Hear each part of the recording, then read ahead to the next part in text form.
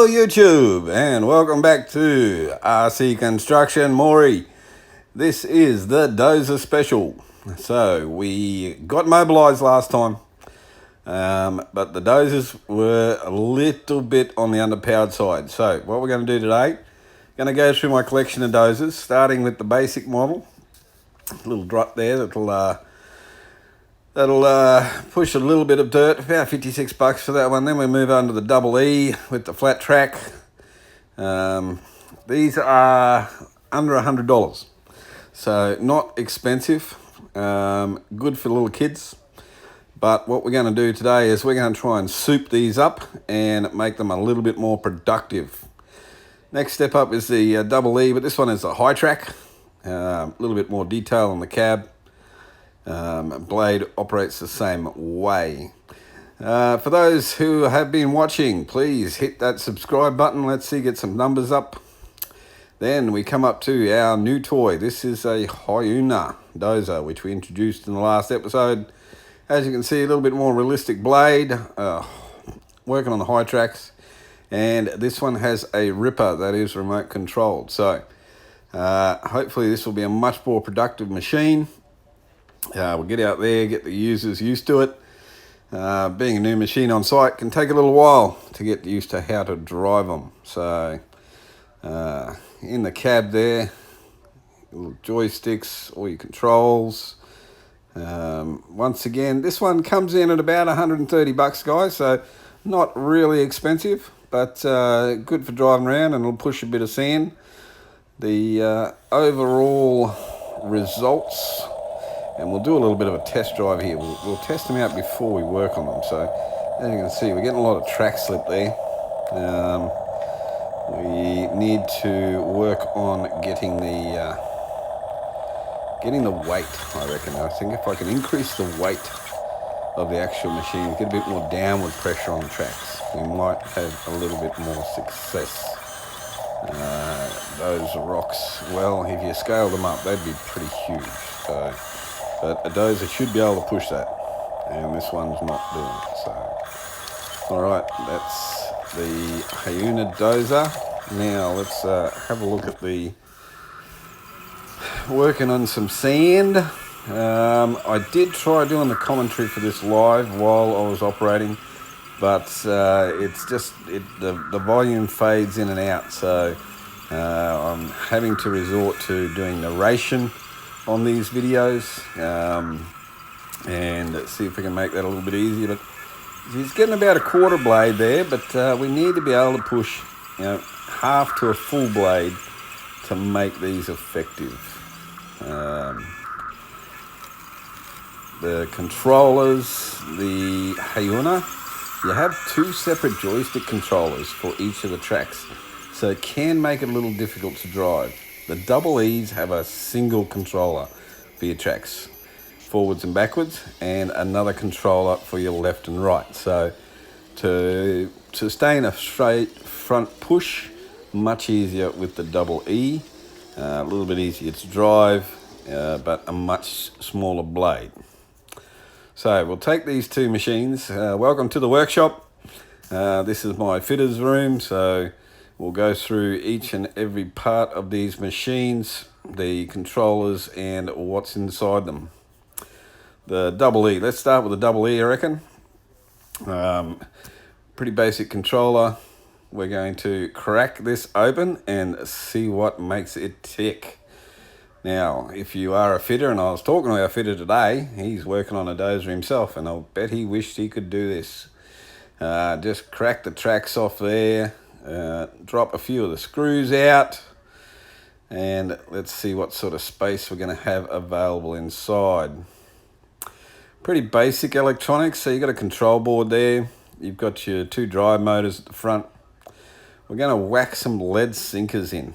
Now, looking at about 8 sinkers there, the 1/4, and that should increase the weight, probably almost double the weight on this particular dozer.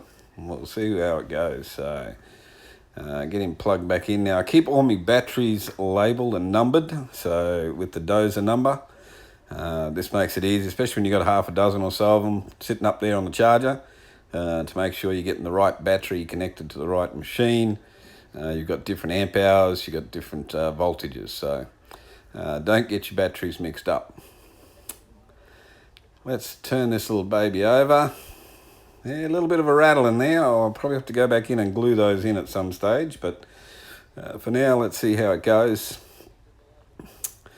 The main thing is, will it still track? Have I added too much weight to this to stop it from actually moving? Let's see how it goes. Fire him up and away he goes. There you go. Yep, not a problem. It's definitely feels as though it's operating a lot more efficiently. But we'll find out when we take it downstairs and give it a test. But it definitely is still able to move, and probably twice the weight that it was the last time. So I would call that a successful upgrade. Now it's probably, if you put the two together, the double E is now probably the original weight of the Hyuna. So let's see what happens if we crack the Hyuna open. We'll see whether or not we can get it to find some spots and see if we can't put some of the lead weights in there. In theory, this should improve the performance. We'll find out though. The Hyuna. Once again, big workshop, big job. Crack him open. Haven't been in these before, so it's always a good experience. Find out what goes on inside them.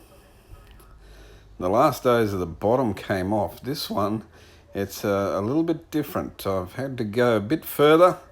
Yep, we're going to have to take the blade out and the top of the body will separate. There we go. Get that out of the way.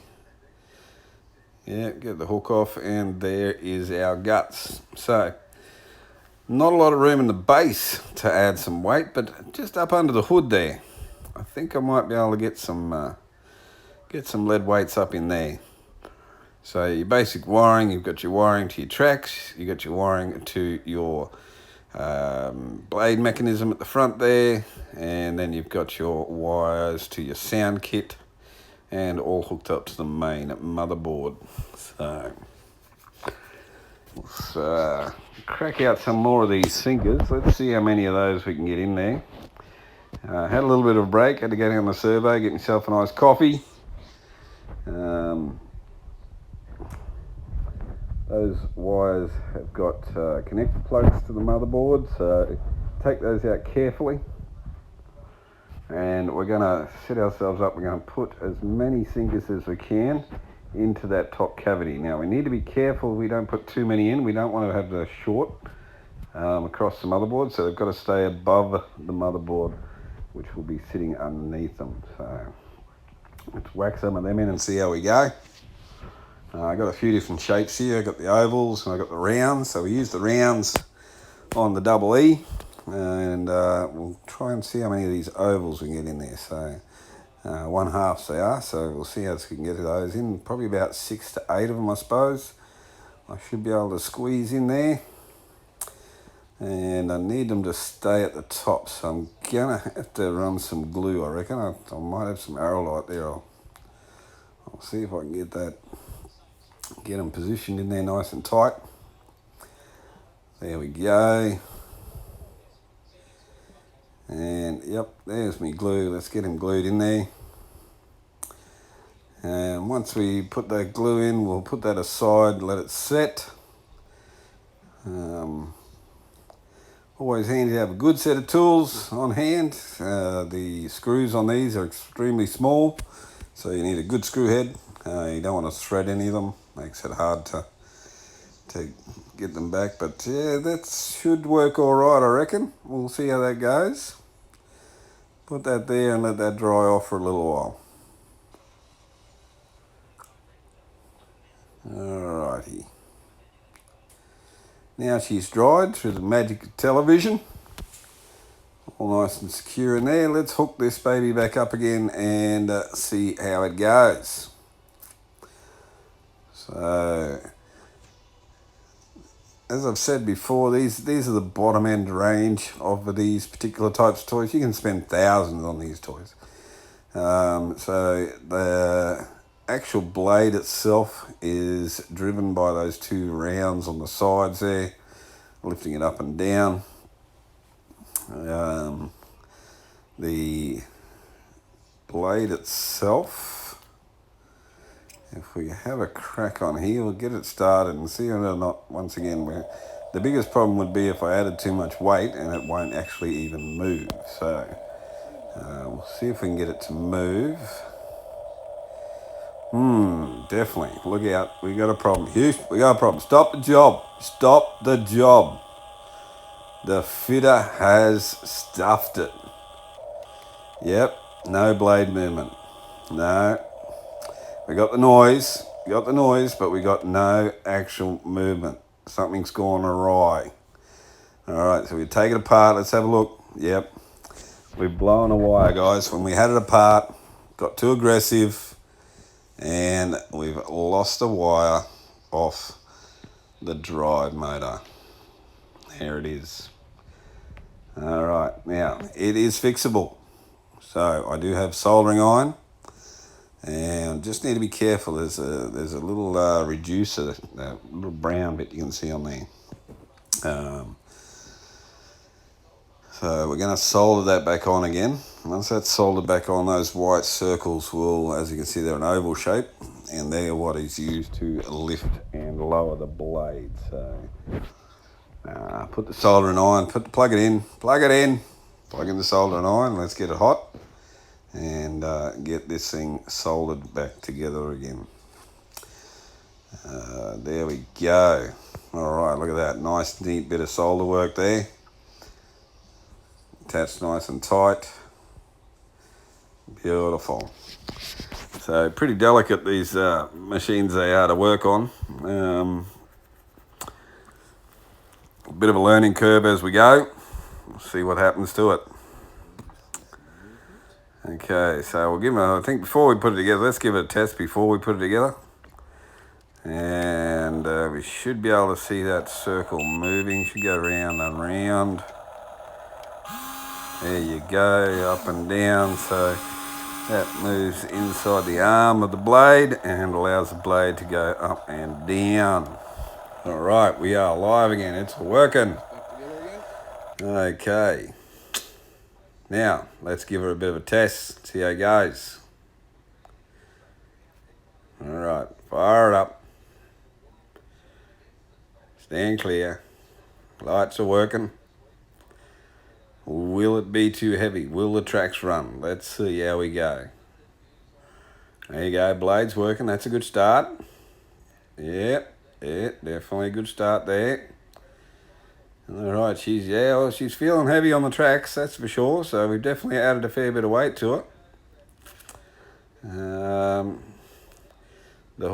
The ripper at the back, we'll see how that goes in the dirt. We'll need to break some of these harder sections up. But overall, let's give it a crack and see how it goes.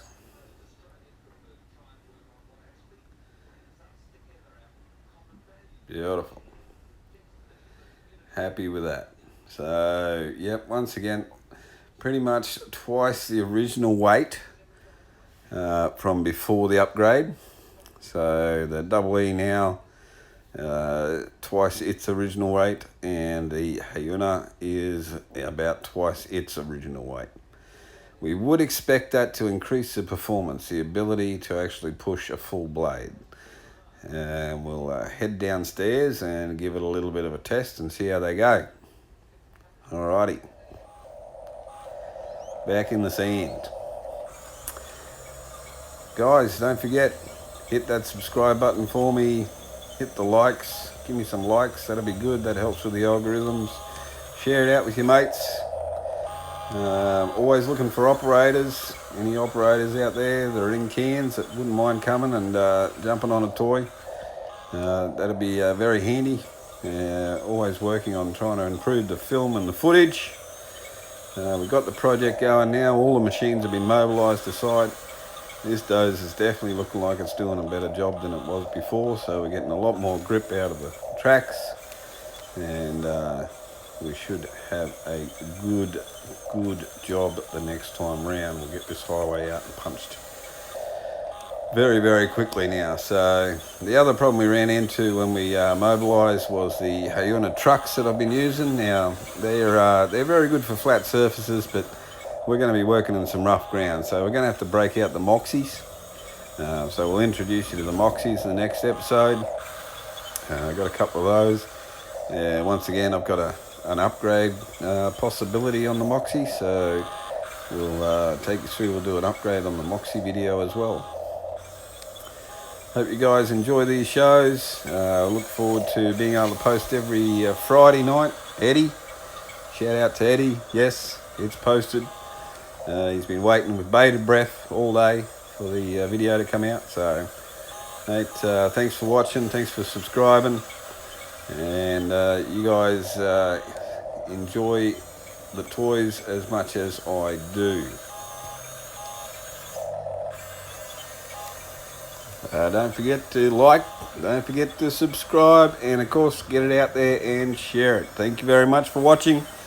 This is RC Construction with Maury. We will see you on the next episode where we'll start to get our highway laid out. Good night.